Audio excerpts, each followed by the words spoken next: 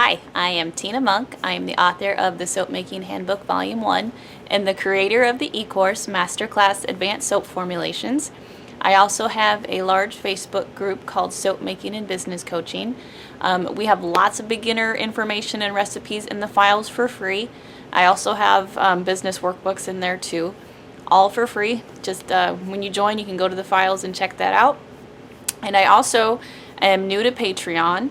My website is patreon.com/Tina Moenck, and if you've never heard of Patreon, I have a whole video on that as well. You can go and check that out, and I have a intro video on my page as well if you want to learn more about that. I am doing a beginner video series for soap makers that are just getting into this, and I want to make sure you guys have the correct information. So this video is all going to be about curing. Okay, like how long should you cure a soap, right? I am going to go over this the best that I can.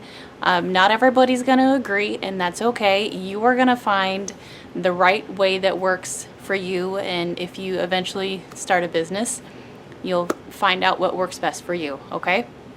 So let's just get right into this. There is a big difference between saponification and curing, okay? I'm actually going to read you the definition from Merriam-Webster on saponification. Saponification is the hydrolysis of a fat by an alkali with a formation of a soap and glycerol, okay?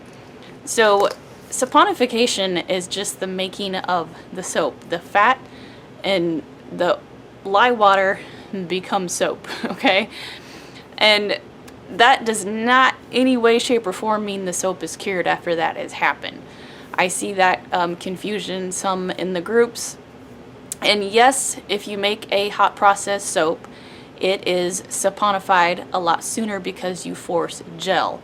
And I'm going to do another video on gel too. I'm going to break that down for you, show you the process, show that how that happens. Okay?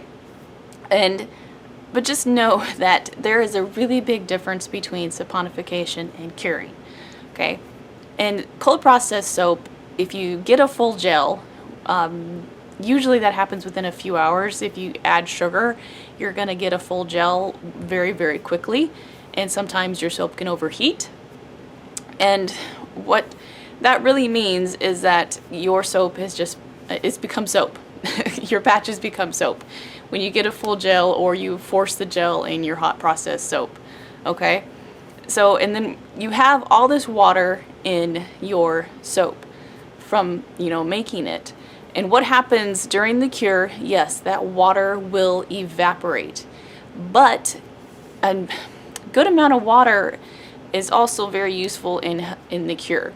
Your soap needs that to finish the cure. I know my boyfriend likes to use the analogy of cement. That needs water to go through the curing cycle and become hard.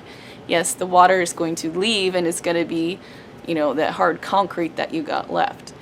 But the water evaporation is not the only thing that happens during the cure. What does happen is there is a structural change of the crystals in your soap. Okay, so this is what gives you a better lather. And it gives, your bar becomes milder over time, and you're just going to get a much better soap. It's going to last longer in the shower, and it's going to be, and eventually if you sell, it is going to be a much better experience for your customers, okay? So the industry standard, the bare minimum, is 4 to 6 weeks. But that's highly going to depend on, your recipe, your water amount, and what process you did, okay? And if you didn't gel, you're still going to get saponification, but it's just going to take a lot longer for your soap to become hard, okay? So non-gelled soaps, usually 2 to 3 months for cure, and gelled soap, yes, you can do 4 to 6 weeks. I don't recommend at all going any lower than that. Even if you discount your water and your soap becomes harder within a couple weeks, you still should give your soap that time to cure properly and wait for that crystalline structure change. It's just going to make your soaps that much better. And of course, 4 to 6 weeks is just the minimum. You can cure for, you know, as long as you want to cure. You know, olive oil soaps that are just 100% olive oil, you know, sometimes people cure those for a year or more. And then, you know, it takes that long for the crystalline structure to change and for the soap to become what it's meant to be and have a better lather. Okay, so if you have any questions about this, please let me know.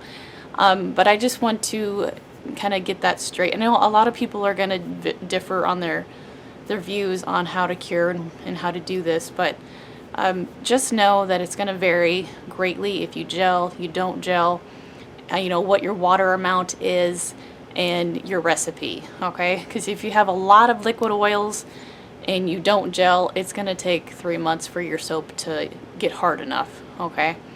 But there is a big difference between the water loss and the crystalline structure change in your soaps, okay? So that's what's happening during your cure time. And I highly recommend that you have some sort of system shelving when you do cure your soaps, and that you actually keep those in a separate area. You can actually use a dehumidifier if you would like. Make sure that wherever you keep them is stored away from children and pets, just to keep your children safe and make sure the pet dander and fur and stuff doesn't get on your soaps. And I will show you a quick clip of my curing racks that my boyfriend made for me. But you can also rotate those soaps, you know, during the cure as well too. That way they get a more even cure. So that makes it go a little bit better. And there's, you know, people do say that you can weigh your soaps every week, and once they stop losing weight, then they're cured. The water loss is gone, but you know, the longer the cure, the better. You know, that's my motto. The longer the cure, the better. And it's just going to be that much more of an experience, better experience for your customers, and if you give to friends or family, you know, or what have you. So it's just going to be a much better experience for you and your customers eventually if you have them. So thank you so much for watching. If you have any questions, please leave them below. I'm going to show you a quick clip of my curing racks.